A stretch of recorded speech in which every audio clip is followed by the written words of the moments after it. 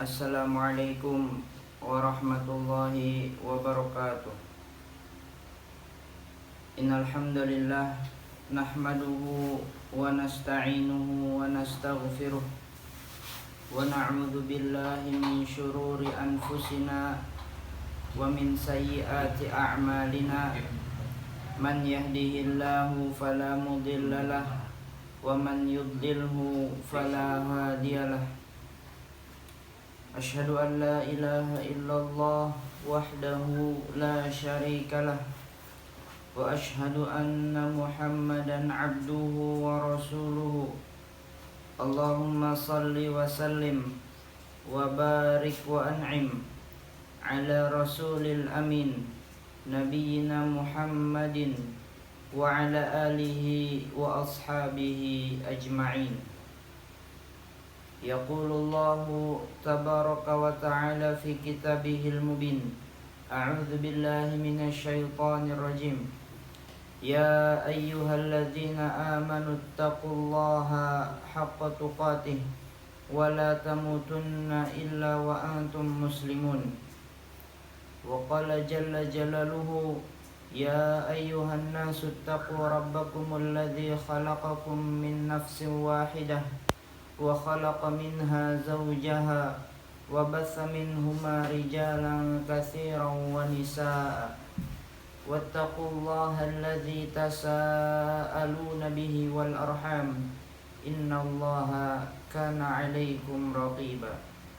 Wa qala aidan ya ayyuhalladzina amanu taqullaha wa qulu qawlan sadida yuslih lakum a'malakum wa yaghfir lakum dhunubakum wa man yuti'illaha wa rasulahu faqad faza fawzan 'azima. Amma ba'du fa inna asdaqal hadithi kalamullah wa khairal huda huda Muhammadin sallallahu alaihi wasallam wa syarrul umuri muhdatsatuha fa inna kulla muhdatsatin bid'ah wa kulla bid'atin dhalalah wa kulla dhalalatin finnar atau kama qala nabiyyu sallallahu alaihi wasallam. Alhamdulillah. Alhamdulillah adalah kalimat syukur yang selalu kita ucapkan daripada lisan kita, karena itu adalah bentuk rasa syukur kita, bentuk syukur kita kepada Allah Subhanahu wa ta'ala yang masih memberi kita masa hingga saat ini untuk boleh menjalankan amalan-amalan yang bisa mendekatkan diri kita kepada Allah Subhanahu wa ta'ala. Amalan-amalan untuk kita bawa menuju kampung halaman kita yang abadi, untuk menuju hisab Allah Subhanahu wa ta'ala. Karena ketika kita datang menuju akhirat, maka tidak ada amalan atau bekal yang paling baik kecuali takwa kepada Allah Subhanahu wa ta'ala. Alhamdulillah juga kita panjatkan kepada Allah Subhanahu wa ta'ala, Rabb semesta alam, raja di antara seluruh para raja, yang selalu memberi tanpa berharap diberi, yang selalu menyayangi tanpa perlu disayangi, yang selalu mengasihi tanpa perlu dikasihi. Maka tidak sepatutnya bagi seorang muslim atau seorang manusia untuk tidak mengucapkan syukur kepada Allah Subhanahu wa ta'ala.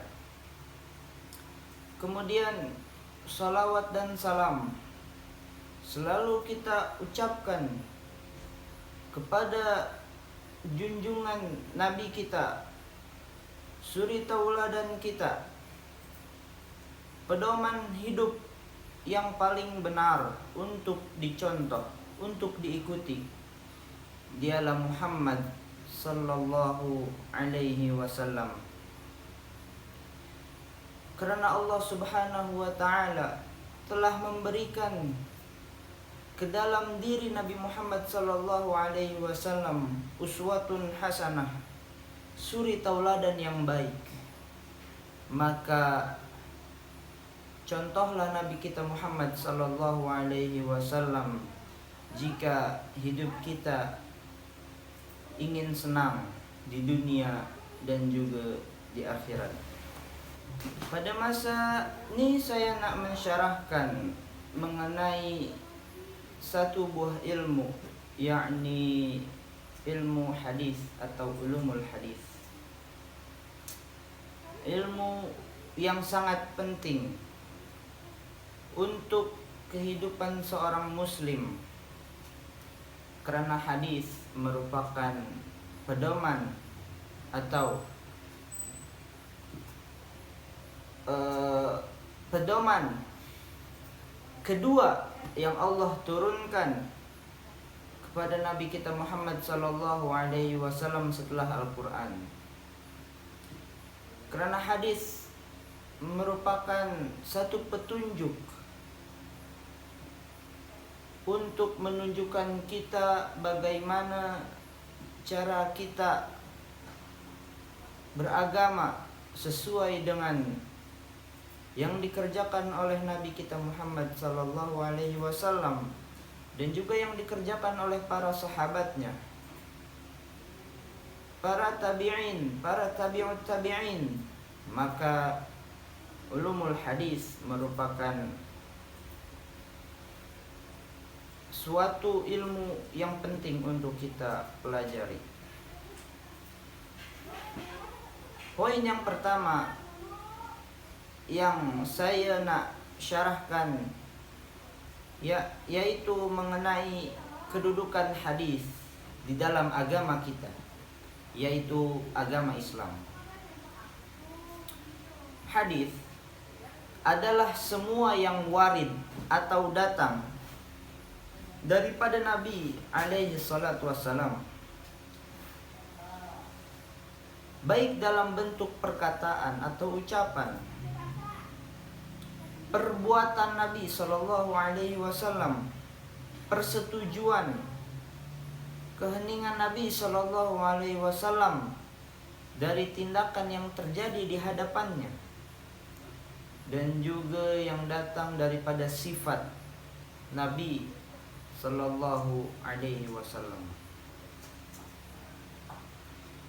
Generasi awal umat muslim atau umat Islam telah sepakat bahwa sunnah Nabi sallallahu alaihi wasallam adalah rujukan kedua dalam hukum Islam, dalam hukum agama kita. Mereka sepakat bahwa sunnah Nabi sallallahu alaihi wasallam adalah rujukan kedua dalam masalah akidah. Kemudian hukum fikih, hukum siasah atau politik, dan juga pendidikan. Oleh itu, tidak dibenarkan bagi seorang muslim untuk mengetahui sunnah Nabi sallallahu alaihi wasallam hanya kerana dia mengikuti pendapat atau qiyas seseorang, sebagaimana yang diucapkan daripada lisan seorang ulama besar, Al-Imam Asy-Syafi'i rahimahullahu ta'ala, di akhir kitabnya, Kitab Risalah. Apa kata Imam Syafi'i rahimahullah? Tidak sah menggunakan kias atau analogi walaupun ada dalil nas. Maka terdapat banyak ayat di dalam Al-Quran yang memerintahkan kita untuk menghukum dengan sunnah, menghukum dengan hadis Nabi sallallahu alaihi wasallam. Saya akan cukup di sini dengan menyebut hanya beberapa ayat sebagai bentuk peringatan, karena sebenarnya peringatan bermanfaat bagi mereka yang beriman. Allah Subhanahu wa taala berfirman yang maksudnya, dan tidak sesuai untuk lelaki yang beriman dan tidak juga bagi wanita yang beriman jika Allah Subhanahu wa taala dan Rasulnya telah menetapkan satu keputusan akan ada bagi mereka pilihan lain mengenai urusan mereka, dan barang siapa mendurhakai Allah Jalla Jalaluhu dan Rasulnya Sallallahu Alaihi Wasallam, maka sungguhlah dia telah sesat dengan kesesatan yang nyata. Quran Surat Al-Ahzab ayat 36. Kemudian setelah kita mengetahui kedudukan hadis di dalam agama kita, agama Islam, maka poin yang kedua adalah kepentingan memahami ulumul hadis sebelum kita mencoba menafsirkan sembarang hadis. Pengetahuan hadis atau ulumul hadis secara harfiah bermaksud pengetahuan mengenai hadis. Perkataan ulum adalah bentuk jamak daripada kata ilmu atau pengetahuan. Secara etimologi, seperti yang dinyatakan oleh As-Suyuti, ilmu hadis adalah ilmu yang membicarakan cara-cara menghubungkan hadis dengan Nabi Muhammad sallallahu alaihi wasallam dari segi hal-hal rawinya yang berkaitan dengan dobitnya dan keadilannya, dan dari berlanjutnya dan pecahnya sanad dan sebagainya. Maka di antara kepentingan memahami ulumul hadis adalah untuk yang pertama, kepentingan kita untuk belajar ilmu hadis sebelum kita mencoba menafsirkan hadis adalah mengetahui kualiti hadis, mengetahui kualiti suatu hadis sebelum kita mencoba menafsirkan hadis. Kita tidak boleh menafsirkan suatu hadis kecuali kita sudah mempelajari ilmu-ilmu hadis sebelumnya. Maka ketika kita sudah mempelajari ilmu hadis, maka kita akan mengetahui kualiti daripada suatu hadis. Dalam ilmu hadis, kita akan belajar mengenai pelbagai jenis hadis yang disepakati oleh para ulama hadis mengenai penerimaan atau penolakan hadis-hadis ini. Ini berkaitan dengan kualiti itu sendiri, baik hadis yang sahih, hadis yang hasan, ataupun hadis yang dhaif. Kemudian yang kedua, untuk mengetahui kualiti sanad dan matan hadis. Dari pemahaman ilmu hadis di atas, maka kita akan mengetahui cara menghuraikan pengetahuan mengenai disiplin ilmu ulumul hadis, yaitu mempelajari selok-belok hadis yang berkaitan dengan kualiti sanad dan matan. Yang ketiga, mempelajari ilmu hadis. Ketika kita sudah mempelajari ilmu hadis, kita akan mengetahui bahagian dan jenis daripada suatu hadis.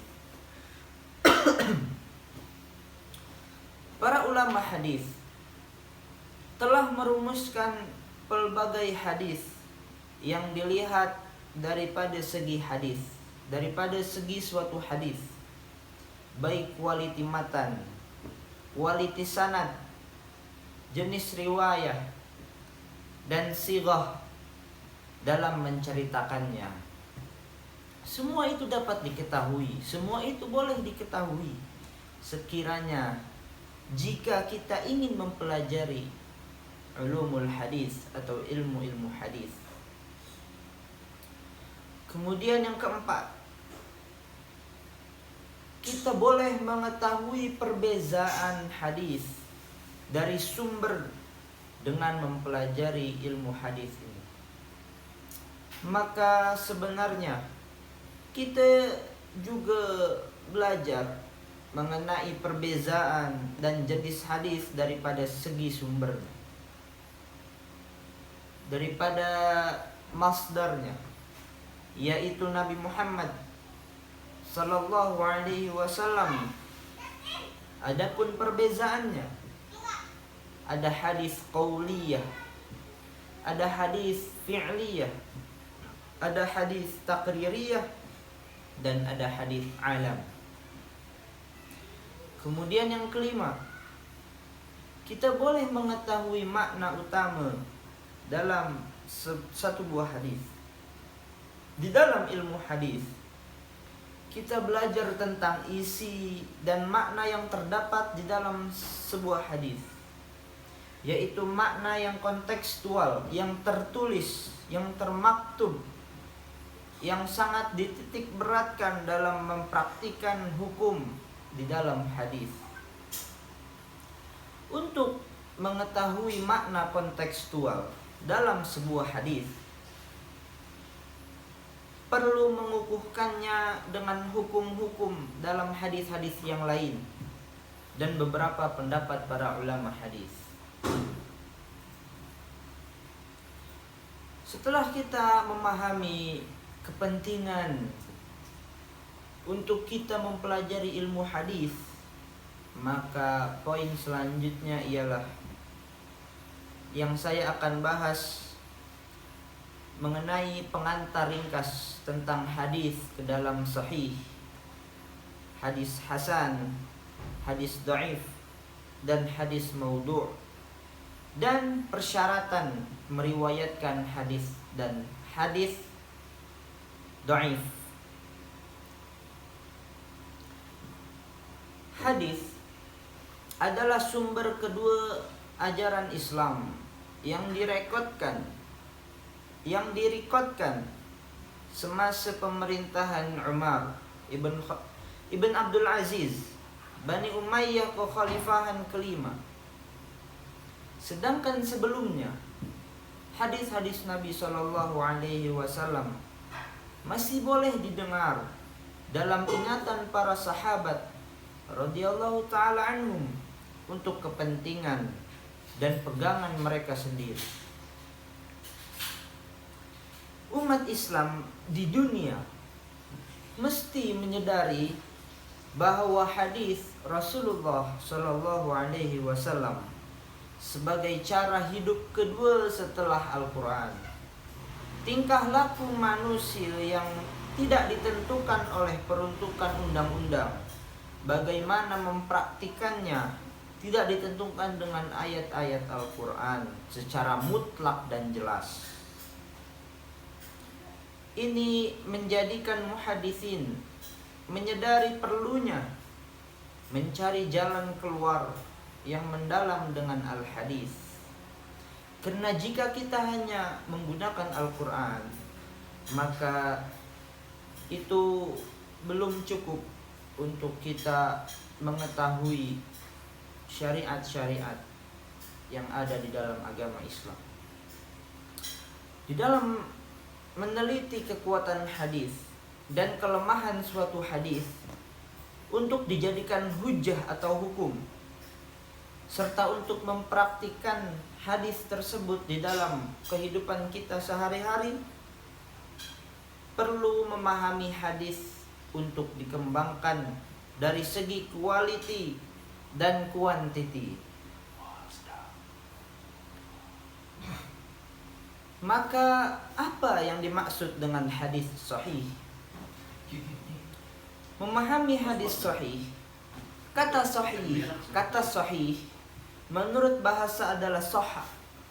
Yasihu suhan, wasihatan, wasohahan. Yang menurut bahasa bermakna yang sihat, yang selamat, yang benar, yang sah. Dan para ulama menyebut perkataan sahih sebagai kata yang berlawanan dari perkataan sakim atau sakit, atau perkataan yang tidak selamat. Jadi hadis sahih mengikuti bahasa bermaksud hadis yang sahih, hadis yang sihat, atau hadis yang selamat. Hadis sahih didefinisikan oleh Ibnu As-Salah sebagai berikut.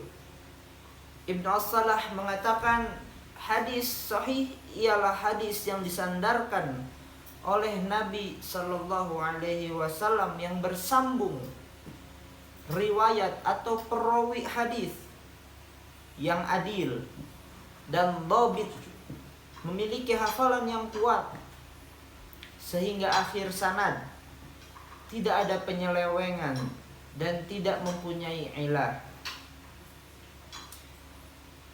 Dan juga Ibnu Hajar Al-Asqalani mendefinisikan hadis sahih dengan lebih ringkas, yaitu hadis menurut Ibnu Hajar Al-Asqalani, hadis sahih ialah hadis yang diriwayatkan oleh orang yang adil, meneruskan sanadnya tidak haram dan bukan syadz.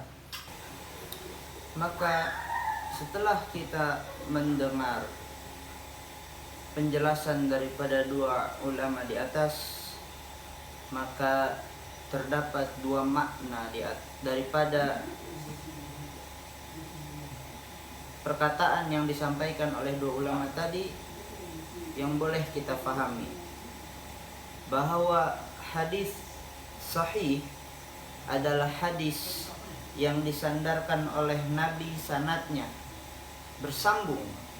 Hadis sahih adalah hadis yang disandarkan kepada Nabi sanadnya yang bersambung, perawinya yang adil, dan ingatannya yang kuat, dan tidak ada kecacatan atau kerusakan. Kemudian hadis hasan. Memahami hadis hasan menurut pendapat Ibnu Hajar Al-Asqalani, hadis hasan adalah hadis yang dipetik oleh orang yang adil, kurang hebat ingatannya yang mustahil sanadnya, kurang hebat ingatannya yang muttasil sanadnya, tidak cacat dan juga tidak ganjil. Imam At-Tirmidzi mendefinisikan hadis hasan sebagai berikut. Setiap hadis di mana tidak ada perawi secara semula yang tertuduh berbohong di mata Imam At-Tirmidzi. Setiap hadis di mana tidak ada perawi secara semula yang tertuduh bohong, tidak mempunyai syadz, dan hadis tersebut juga diriwayatkan dengan cara lain. Maka dari keterangan di atas dapat difahami bahwa hadis hasan tidak menunjukkan kelemahan dalam sanadnya, kurang kesempurnaan menghafal atau hafalannya. Selain itu, hadis hasan hampir sama dengan hadis sahih. Satu-satunya perbezaan adalah mengenai hafalan-hafalan, di mana hadis hasan tidak kuat. Ada salah satu perawi yang tidak kuat hafalannya. Kemudian yang ketiga ialah hadis palsu atau hadis maudhu'. Hadis maudhu' berasal dari dua suku kata bahasa Arab, yaitu al-hadith dan al-maudhu'. Al-hadis dari segi bahasa mempunyai beberapa pengertian, seperti al-jadid dan al-khabar. Kata al-maudhu' dari sudut bahasa berasal dari kata wada'a, yada'u wad'an wa maudu'an, yang memiliki beberapa arti, antara lain telah menggugurkan, menghinakan, mengurangkan, melahirkan, merendahkan, menanggalkan, dan lain-lainnya. Arti yang paling tepat disandarkan pada kata al-maudu', yaitu yang dibuat. Hadis palsu atau hadis maudhu' adalah perkataan dusta yang dibuat-buat oleh seseorang dan kemudian dikaitkan dengan Nabi Shallallahu Alaihi Wasallam. Hadis palsu adalah hadis yang dhaif atau lemah, yang paling buruk.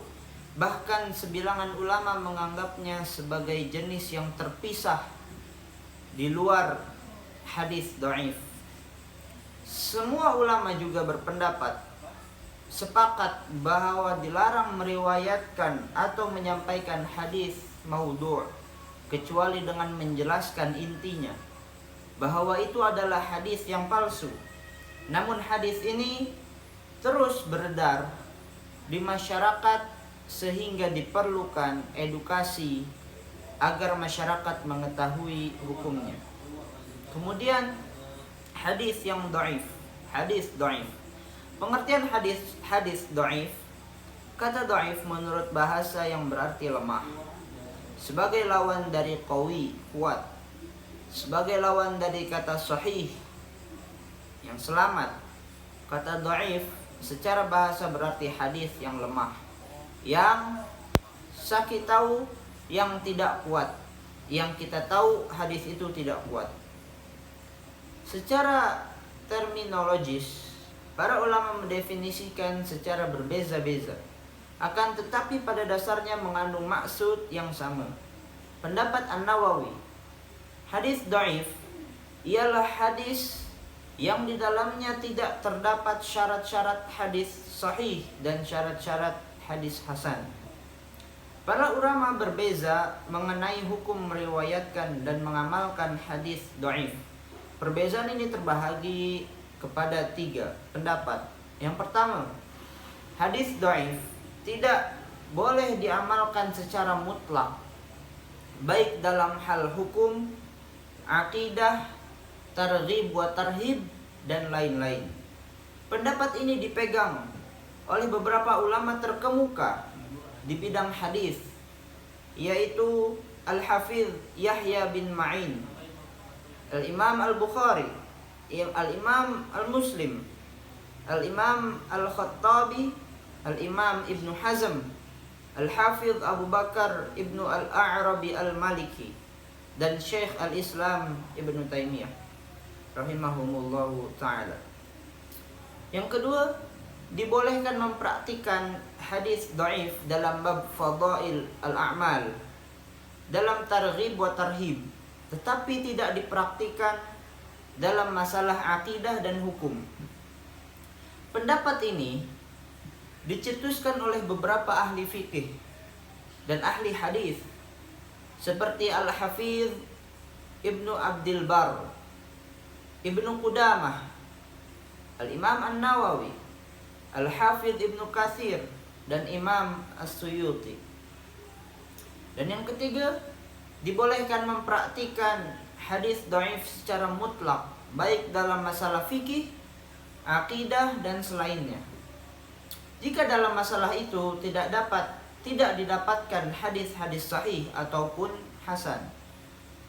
Pendapat atau mazhab ketiga ini dinisbatkan kepada keempat imam mazhab, utamanya Imam Ahmad dan muridnya Abu Daud. Maka poin selanjutnya yang akan saya syarahkan yaitu mengkategorikan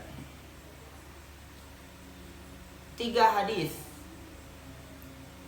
Apakah hadis ini termasuk hadis yang sahih, masyhur, aziz, gharib, marfu, mauquf, maktu sahih, hasan, dhaif, maudhu. Maka hadis yang pertama ialah hadis mengenai an-niyah. Innamal a'malu binniyat wa innamal likulli imri'in ma nawa. Hadis ini ialah hadis yang sahih. Karena hadis ini disepakati oleh para ulama kesahihannya. Ia adalah hadis fardun mutlaqun. Karena ia hanya mempunyai satu sanad sahaja, yaitu bahwa tidak ada yang meriwayatkan dari kalangan sahabat kecuali Umar ibn Khattab, dan tidak ada yang meriwayatkan daripada Umar ibn Khattab kecuali Alqamah ibn Waqqas Al-Laitsi, dan tidak ada yang meriwayatkan dari Alqamah kecuali Muhammad bin Ibrahim At-Taimi, dan tidak ada yang meriwayatkan darinya kecuali Yahya bin Sa'id Al-Ansari, dan dari beliau banyak sekali ulama yang meriwayatkannya. Kita dapat mengambil faidah dari sanad hadis ini, yaitu bahwa hadis ahad adalah bukti dalam aqidah, karena niat adalah perbuatan hati yang merupakan tempat aqidah. Sebab itulah kata Imam Al-Bukhari dalam kitab Sahihul Iman, bab bahwa bersedekah dengan niat dan hisbah atau ikhlas, dan setiap orang mendapat apa yang dia niatkan, kemudian masukkan kepadanya iman, wudu, salat, zakat, haji, puasa, hukum, lalu dia membawa hadis niat. Inilah ijma', muafakat Ahlus Sunnah wal Jamaah. Al-Hafidh Ibn Abdul Bar berkata, dan semua yang bermaksud ahli fikih dan asar beragama dengan berita orang yang adil dalam hal aqidah, memberikan kesetiaan dan permusuhan padanya, dan jadikanlah ia sebagai syariat dan agama dalam akidahnya, dan pada jalan ini jamaah Ahlussunnah wal Jamaah. Hadis yang kedua, hadis mengenai mengamalkan suatu amalan yang tidak ada contohnya daripada Nabi SAW. Man amila amalan laisa alaihi amruna fahuwa raddun. Hadis ini adalah hadis yang sahih, riwayat Al-Imam Al-Bukhari dan Al-Imam Al-Muslim. Dalam riwayat Muslim ada hadis lain berbunyi, barang siapa yang mengerjakan suatu amalan yang tidak ada asal-usul dengan agama kita, maka tertolak. Maka pelajaran yang bisa kita ambil, pelajaran yang boleh kita ambil daripada hadis ini adalah Islam adalah agama yang sudah sempurna dasar dan prinsipnya. Ia tidak perlu ditokok tambah lagi. Sebarang tokok tambah, ubah sesuai atau pengurangan yang bertentangan dengan usul agama adalah bid'ah, yang diharamkan, yang ditolak dan sesat. Yang dimaksudkan dengan bid'ah ialah segala perkara yang tidak berdasarkan usul agama. Seumpama mereka cipta cara beribadah tertentu, seperti sembahyang cara baru, upacara keagamaan baru, dan sebagainya. Hadis yang terakhir ialah mengenai penjelasan halal dan haram. Al-halalu bayyin wal haramu bayyin wa bainahuma umurun mushtabihat. Hadis ini ialah hadis yang sahih juga. Sesungguhnya perkara yang halal itu terang dan jelas, dan sesungguhnya perkara yang haram pun sama. Dan di antara kedua perkara, antara halal dan haram, ada perkara-perkara syubhat yang kesamaran, yang kebanyakan orang tidak mengetahuinya. Barang siapa yang menjaga perkara syubhat, maka sesungguhnya dia telah membersihkan agamanya dan maruah dirinya. Dan barang siapa yang terjatuh dalam perkara syubhat, maka ia telah jatuh ke perkara yang haram. Umpama seorang pengembala yang mengembala di sekeliling kawasan lingkungan, dibimbangi dia akan menceroboh masuk ke dalamnya. Ketahuilah bahwa setiap raja ada sempadan. Dan sesungguhnya sempadan Allah itu ialah perkara-perkara yang diharamkannya. Ketahuilah bahwa dalam setiap jasad itu ada seketul daging yang apabila baik maka seluruh jasad akan baik. Dan apabila daging yang seketul itu buruk maka akan buruk semuanya. Ketahuilah ia adalah hati. Hadis riwayat Al-Imam Al-Bukhari dan Muslim. Maka pelajaran yang boleh kita ambil daripada hadis ini ialah seorang mukmin mestilah coba mengenali dan mempelajari perkara yang halal dan haram, seterusnya melakukan yang halal dan meninggalkan yang haram demi menjaga kemuliaan agamanya. Perkara yang kesamaran, yang syubhat, yang belum jelas halal dan haramnya adalah perkara syubhat yang mesti dijauhi demi menjaga maruah diri dan keheningan agama. Sempadan murka dan ridha Allah ialah perkara haram. Sesiapa yang melewati garisan dan terjebak dalam melakukan perkara yang haram, maka dia telah melewati sempadan kemurkaan Allah Subhanahu wa taala. Mungkin hanya ini yang boleh saya syarahkan. Kurang lebihnya mohon maaf. Wassallallahu ala nabiyina Muhammad. Assalamualaikum warahmatullahi wabarakatuh.